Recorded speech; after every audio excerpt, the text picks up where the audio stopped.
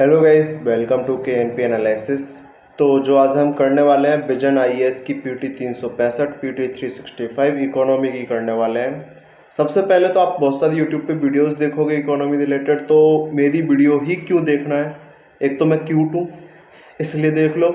दूसरा main reason ये है कि इकोनॉमी पढ़ना और पढ़ाना बहुत अंतर है। ठीक है, मैं इकोनॉमी यहाँ पे पढ़ूंगा, आपको पढ़ाने की कोशिश नहीं करूंगा। पढ़ने का मतलब क्या है कि मैं खुद को याद करने की कोशिश करूंगा जिस तरीके से, उस तरीके से आप भी याद करने की कोशिश कीजिएगा। क्योंकि मुझे यहाँ पे आपको इकोनॉमी का, या मुझे खुद भी इकोनॉमी का ऐसे पीएचडी नहीं करनी है। सीधा साधा कंसेप्ट है, पेपर में क्वेश्चन है, मेरा भी सही होना चाहिए, आपका भी सही होना चाहिए। ठीक है, मेंस में आपके कम नंबर आने चाहिए। तो ऐसा कुछ भी नहीं है, ये मजे की बात है। तो आज ऐसे ही पीटी 365 इकोनॉमी करने वाले हैं हम। शुरुआत करेंगे, पहले पार्ट 1 करके देखेंगे, अच्छा गया तो फिर इसे कंटिन्यू करेंगे। ठीक है, पार्ट 1 में ग्रोथ एंड डेवलपमेंट से रिलेटेड जो है सारा टॉपिक है ये। तो ये फर्स्ट टॉपिक जो है ग्रोथ एंड डेवलपमेंट, यहाँ से हम शुरू करने वाले हैं। एक चीज़ मैं बता दूं, कभी कभी पेपर में कभी कभी आ जाता है कि जो स्टेट पीसीएस जैसे एग्जाम होते हैं, इंक्लूसिव डेवलपमेंट क्या है ना। इंक्लूसिव स्पेलिंग उसकी होती है INCLUSIVE की। ये इंक्लूसिव डेवलपमेंट क्या है? तो इंक्लूसिव डेवलपमेंट का मतलब होता है कि आपका आर्थिक, यानी कि इकोनॉमिकल, सोशल, पॉलिटिकल, हर तरह से डेवलपमेंट हो, वो इंक्लूसिव डेवलपमेंट होता है। ठीक है, एसडीजी गोल्स को ध्यान में रख के डेवलपमेंट हो, इंक्लूसिव डेवलपमेंट है। यानी कि ऐसा डेवलपमेंट जो आपके हर सेक्टर में, आपके हर फील्ड में, हर आयाम में हो रहा है, उसे अपन इंक्लूसिव डेवलपमेंट बोल देते हैं। तो ये चीज़ थोड़ा सा ध्यान रखना है। जब भी हम ग्रोथ एंड डेवलपमेंट की बात करते हैं तो अपनी ग्रोथ को हम नापेंगे कैसे, कि हमारे पिछले बार इतनी कमाई हुई थी, इस बार इतनी कमाई है, घाटा हुआ है। उसके लिए जीडीपी यानी कि ग्रॉस डोमेस्टिक प्रोडक्ट एक कंसेप्ट आता है, जीडीपी आता है। ठीक है, एनडीपी नेट डोमेस्टिक प्रोडक्ट होता है, NNP net net national product होता है। ये चीज़ें अपने को याद रखनी है। ठीक है, तो जीडीपी मेजर करने के अपने इंडिया में 3 तरीके हैं। उन 3 तरीकों के बारे में इसमें बताया गया है। सबने पढ़े होंगे जब जीडीपी स्टैटिक पार्ट पढ़ा होगा तो। सबसे पहला प्रोडक्शन अप्रोच, इनकम अप्रोच और एक्सपेंडिचर अप्रोच। तीनों से रिजल्ट लगभग लगभग सेम आता है। प्रोडक्शन अप्रोच का क्या मतलब होता है कि जैसे मान लो आपने जूते बनाने हैं, ठीक है, एक जूते बनाने हैं, तो जूते बनाने में कितनी कॉस्ट लगी, वो प्रोडक्शन अप्रोच। इनकम अप्रोच, आपकी जो फैक्टर ऑफ प्रोडक्शन होते हैं, लैंड, लेबर, कैपिटल, मार्केट, इनसे कितनी कमाई हुई, वो आपकी हो गई इनकम अप्रोच। एक्सपेंडिचर अप्रोच, आपने कितना खर्च किया। आप खर्च किस चीज पे करोगे? जो चीज बनी हुई होगी, मैन्युफैक्चरिंग हुई होगी। ठीक है, तो आप एक्सपेंडिचर अप्रोच यहां से निकाल लो। इनकम अप्रोच, आप खर्च कब करोगे? जब आपके पास पैसा होगा। ठीक है, तो इनकम अप्रोच ये आ गई। और प्रोडक्शन अप्रोच, आप खर्च कब करोगे? जब कुछ चीज बनी होगी। वो चीज बनी होगी जब ही आपके पास पहुंचेगी, यानी कि उसे बनाने में कॉस्ट आई होगी, वो प्रोडक्शन अप्रोच आ गई। तो यहां से 3 चीजें अपने को याद रखनी है। 2 कंसेप्ट बहुत ज़्यादा इंपॉर्टेंट हो जाते हैं, एक रियल जीडीपी और एक नॉमिनल जीडीपी, और जिसमें हम कंफ्यूज हो जाते हैं बहुत अच्छे से। आप, अगर आपको लग रहा है कि आप नहीं होते, तो देखिएगा किसी न किसी दिन हो जाओगे। ठीक है, रियल जीडीपी हम क्या समझते हैं, रियल जीडीपी है क्या, उस पर बात कर लेते हैं। रियल जीडीपी का मतलब है GDP at constant price. GDP at constant price, ये चीज याद रखनी है। ठीक है, बल्कि हम रियल जीडीपी में क्या करते हैं, हम सोचते हैं कि भाई रियल जीडीपी है, तो इसका मतलब क्या हो गया कि जीडीपी एट जो करंट प्राइसेस है, इन्फ्लेशन प्राइसेस। नहीं, रियल जीडीपी का मतलब, असली जीडीपी का मतलब GDP at constant prices. Constant prices क्या होता है? एक बेस ईयर होती है, एक बेस ईयर होती है। बेस ईयर क्यों बनाई जाती है? ऐसी ईयर जिसमें इन्फ्लेशन कम रहा हो, जिसमें इकोनॉमिकल टर्मोइल कम रहे हो, पॉलिटिकल स्टेबिलिटी ज़्यादा रही हो, ऐसी कोई भी ईयर एक सरकार चूज करती है, उसे बेस ईयर बना देती है, और फिर उसके आधार पे जो अपना प्रोडक्शन देखते रहते हैं कि इस लेवल के आधार पे आज की डेट में, इस साल, फिर उससे अगले साल, फिर उससे अगले साल कितना प्रोडक्शन हुआ। ये होता है रियल जीडीपी। बेस ईयर कितनी है इंडिया में? 2011 और 12। दूसरा नॉमिनल जीडीपी क्या होता है? नॉमिनल जीडीपी होता है करंट प्राइसेस पे, यानी कि पिछले साल से ही कंपेयर करना है आपको। जैसे मान लो पिछले साल अगर मेरी जीडीपी 100 रुपए थी और इस साल 104 रुपए है, तो ये जो जीडीपी मैंने कंपेयर करी है 4% ग्रोथ वाली, ये मैंने लास्ट ईयर से कंपेयर करी है। यानी कि अगर अब 2023-24 चल रहा है, तो ये मैंने 2022-23 से कंपेयर करी है। लेकिन अगर मैं इसी को बोलूं कि उस टाइम अगर मैंने कांस्टेंट प्राइस 2011-12 वाली 100 मानी हुई है और मैं बोलूं आज जीडीपी 110 है, तो जो 10% रिकॉर्ड करी है ये मैंने 2011-12 के लेवल पे जाके रिकॉर्ड करी है। समझे ना इस चीज को? ठीक है, तो यानी कि रियल जीडीपी असली बिना इन्फ्लेशन वाली, ठीक है, वो बेस प्राइसेस पे, कांस्टेंट प्राइसेस पे, और जो करंट जीडीपी है, जो नॉमिनल जीडीपी है, वो करंट प्राइसेस पे। ठीक है, ये चीज। जीडीपी डिफ्लेटर क्या होता है? जीडीपी डिफ्लेटर जो पीसीएस एग्जाम है उनमें आ जाता है, बड़े आराम से क्वेश्चन आता है कि जीडीपी डिफ्लेटर क्या है। तो जीडीपी डिफ्लेटर का एक फॉर्मूला बहुत सादा सादा याद रखना है, इज इक्वल टू ये बहुत सादा सादा फॉर्मूला याद रखना है, नॉमिनल जीडीपी बटे रियल जीडीपी, नॉमिनल जीडीपी बटे रियल जीडीपी। पहले एन आता है ना, तो पहले देखो, पहले जी आ गया, फिर एन आ गया और फिर आर आ गया एबीसीडी में, बस इतना याद रख लो। ठीक है, जी एन आर, अगर वैसे भी याद ना रखो तो गनर, है ना, गनर याद रख लोगे, आपको याद हो जाएगा जीडीपी डिफ्लेटर का फॉर्मूला क्या है।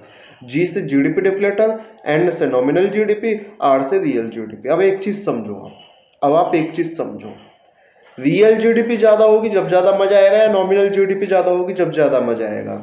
रियल जीडीपी ज्यादा होने का मतलब है कि आपका प्रोडक्शन सच में बढ़ रहा है। मैं आपको एक एग्जांपल दे देता हूं बहुत सरल सा।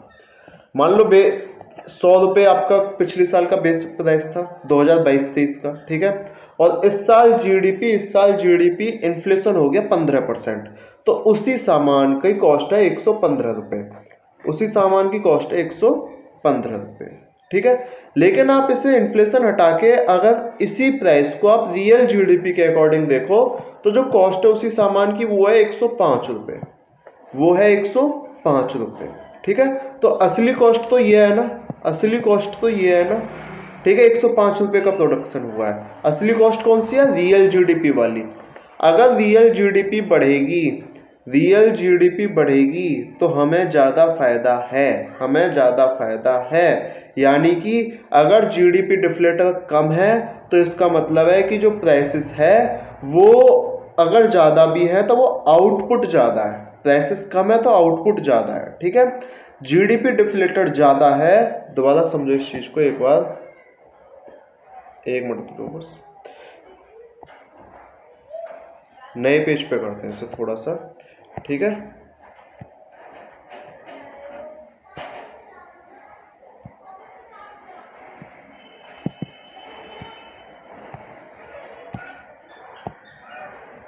हाँ जी, ये देखो जीडीपी डिफ्लेटर क्या होता है? जीडीपी डिफ्लेटर बराबर नॉमिनल जीडीपी बटे रियल जीडीपी। ठीक है, अगर मैं बोलता हूँ अगर नॉमिनल जीडीपी ज़्यादा है, ऊपर वाली ज़्यादा है, नॉमिनल जीडीपी ज़्यादा है, कॉमन सी बात है जीडीपी डिफ्लेटर भी ज़्यादा होगा, ये भी ज़्यादा होगा।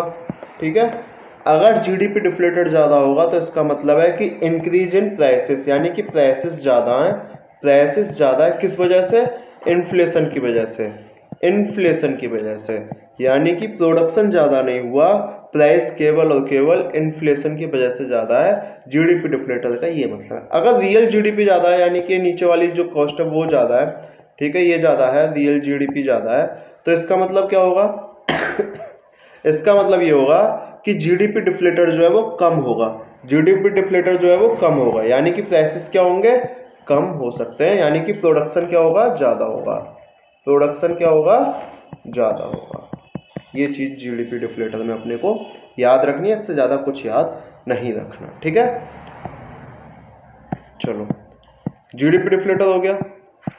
हाँ जी, नेक्स्ट टॉपिक है फिर जीडीपी कैलकुलेशन चेंज क्यों हुई 2014-15 में? जो बेस ईयर है ये 2011-12 में चेंज हो गया था, पहले 2004 और 5 था। ठीक है, सीएसओ सेंट्रल स्टैटिस्टिक्स ऑफिस ने ये चेंज किया है, सीएसओ ने। ठीक है, ये चीज अपने को याद रखनी है। बाकी तो इसमें recommendation system of national account 2008 की रिकमेंडेशन मानी थी, स्ट्रक्चरल चेंज की वजह से बहुत सारे 2008 तक जो क्राइसिस है, इकोनॉमिक क्राइसिस 2007-8 वाला, वो भी चल रहा था। ठीक है, वो भी हो चुका है इस टाइम तक।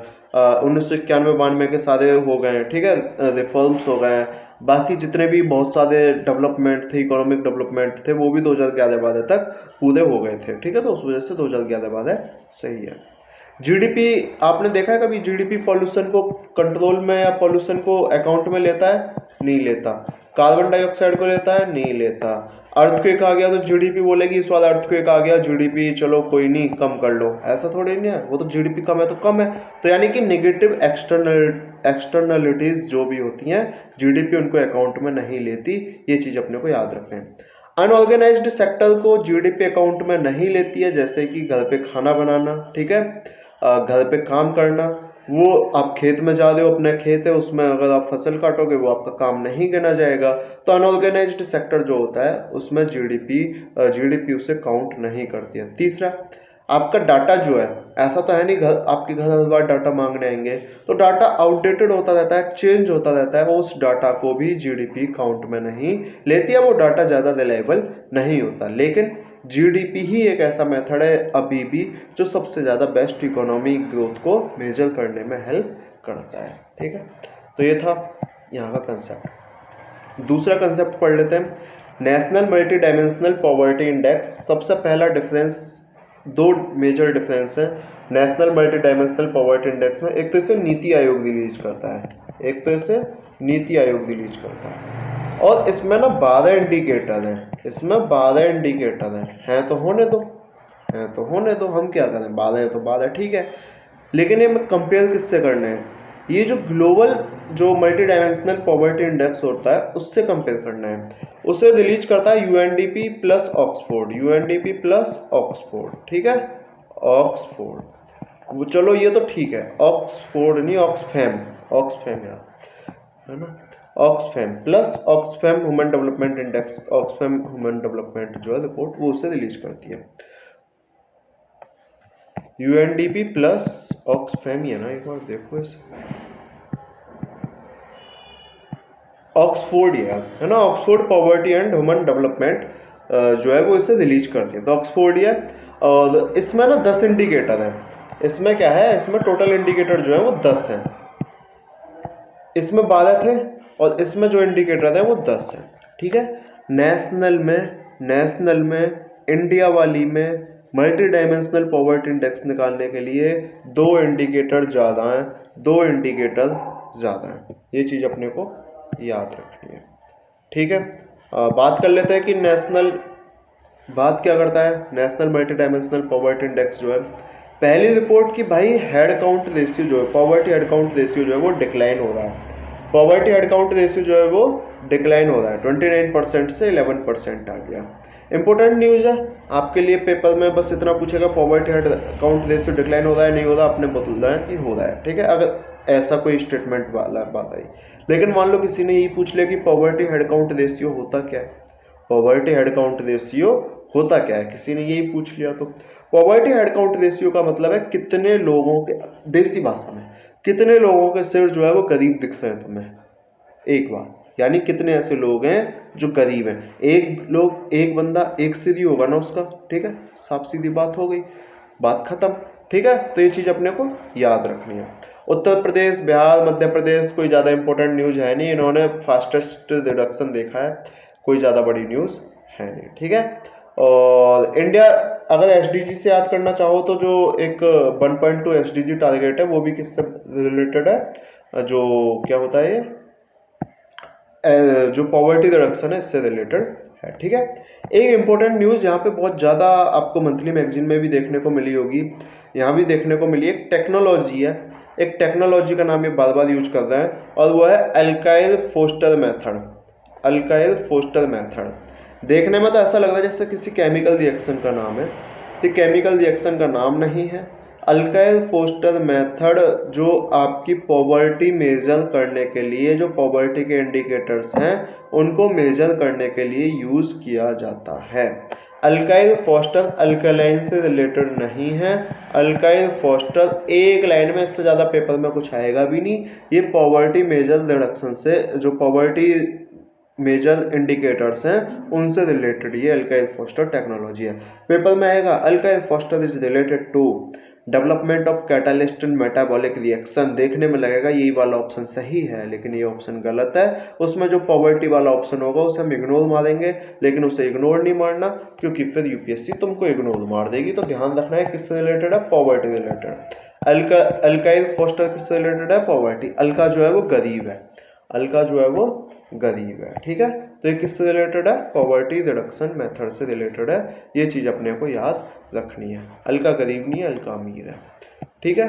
नेक्स्ट बात करते हैं कि नेक्स्ट टॉपिक में क्या बात करना चाहते हैं। देश के महानतम मैगजीन बाज। तो ये मैगजीन बाज कह रहे हैं एक गवर्नमेंट का ग्लोबल इंडेक्सिस होता है for reform growth initiative, NITI Aayog nodal agency है, ये तो मैंने बता दिया। और ये जो गिर्ग है, गर्ग GIRG, ये मॉनिटर करता है सोशल इकोनॉमिकल पैरामीटर्स को। एल्काइल फोस्टर मेथोडोलॉजी मैंने बताई थी किससे रिलेटेड है, ये बस आपको याद रखना है, पुअर लोगों से ये रिलेटेड है, ठीक है। इंडिया की national multi dimensional poverty cut off क्या है? 33.33% है। ये भी चीज अपने को याद रखनी है। सब इंडेक्सेस क्या है? Head count ratio, how many are poor, मैंने आपको बता दिया कितने पुअर हैं। इंटेंसिटी का मतलब क्या होता है? इंटेंसिटी ऑफ पॉवर्टी का, कितने गरीब गरीब हैं, समझो। जैसे मैं बोलूं, एक आपने मान लो अंबानी के सामने मैं खड़ा हूं और मेरे सामने एक रिक्शा वाला खड़ा है। अंबानी के सामने कौन गरीब है? मैं गरीब हूं। और मेरे सामने कौन गरीब है? वो रिक्शा वाला गरीब है। हो सकता है मुझसे अमीर भी हो, ठीक है, मैं बस एक एग्जांपल दे रहा हूं। तो ये मतलब आप कितने गरीब हो, ठीक है। आपके पास खाने के लिए है, ठीक है, चलो। आपके पास कपड़े हैं, घर है, मकान है। आपके मकान में एसी लग रही है कि नहीं लग रही? चलो, एसी भी लग रही है। आपके मकान में वो गार्डन स्विमिंग पूल है कि नहीं है? वो भी है, चलो। तो इस आधार पर गरीबाई जो है वो डिसाइड होती जाएगी कि आप कितने गरीब हो, यानी कि रिलेटिव है, ये रिलेटिविटी है। ऐसा नहीं है कि कोई गरीब कितना गरीब है, कोई ऐसा तो परिभाषा तो है नहीं, वो वो वर्ल्ड बैंक वाली छोड़ दें, ठीक है। तो कौन कितना गरीब है उस आधार पे इंटेंसिटी बात करते हैं, ठीक है।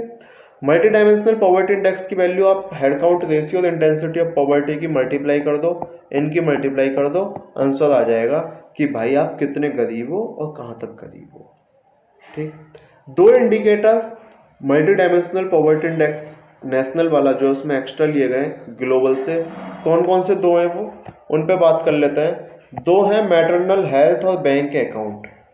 ये मैटरनल हेल्थ और बैंक अकाउंट जो global multi dimensional poverty index है, यूएनडीपी प्लस ऑक्सफोर्ड वाली, यूएनडीपी प्लस ऑक्सफोर्ड वाली, उसमें ऐड नहीं है, उसमें ऐड नहीं है। ये चीज अपने को याद रखनी है, ठीक है।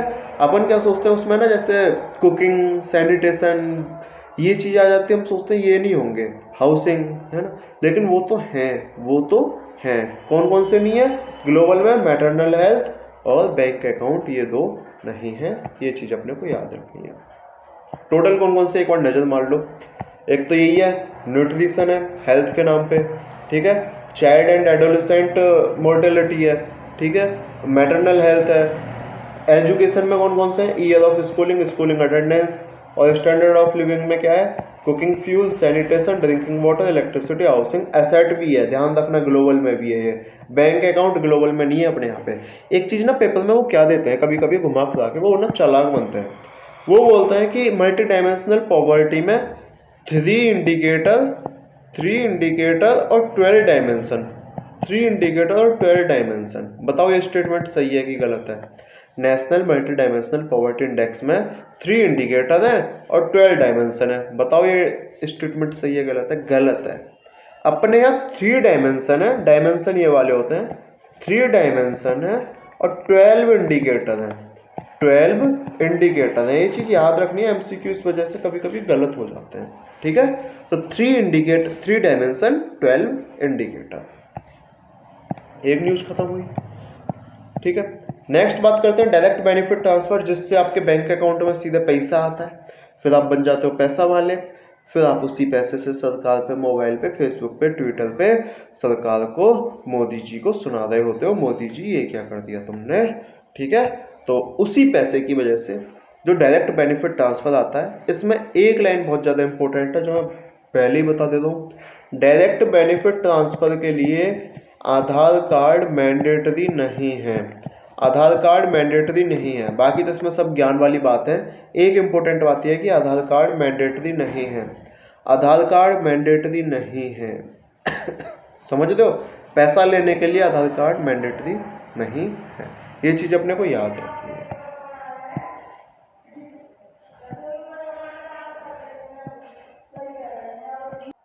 तो की इनेबलर कौन है?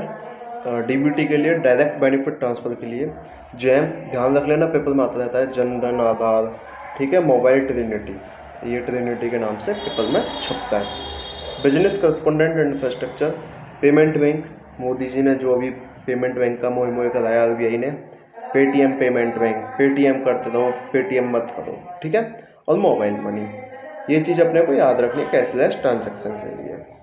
तो वीडियो लंबी हो रही है, 20-20 मिनट के ही बहुत सारे पार्ट करें, आप ख़त्म कर देते हैं इनको इसे, है ना। नेक्स्ट बात करते हैं फिर सेल्फ हेल्प ग्रुप की। सेल्फ हेल्प ग्रुप का मतलब क्या होता है? 10-15 लोगों का एक ऐसा ग्रुप जो आपस में ही बैठ के कॉम्बिनेशन कर लें, कोई बिजनेस चला लें, बोले भाई हमको पैसे की ज़रूरत है, तो सब जैसे मान लो 5-10 लोग हैं, 5-5 हज़ार रुपये इकट्ठे करें, कितने हो गए 5,000, 10 गुने 50,000, ठीक है, और वो 50,000 किसी एक बंदे को दे दिए, भाई तू ले ले, अगली बार हमें दे दियो, ठीक है, सब इकट्ठे करके दूसरे को दे देंगे। तो सेल्फ हेल्प ग्रुप होते हैं। इनमें जो वुमेन है वो ज़्यादातर पार्टिसिपेट करती हैं सेल्फ हेल्प ग्रुप में, ठीक है। एक ऐसी ही नई स्कीम चलाई गई, लखपति दीदी स्कीम, यानी कि अब जो वुमेन है सेल्फ हेल्प ग्रुप के माध्यम से उनको 1 साल की इनकम 1 लाख रुपए, साल की, महीने की नहीं, साल की, अब वो लखपति दीदी कहलाएंगी।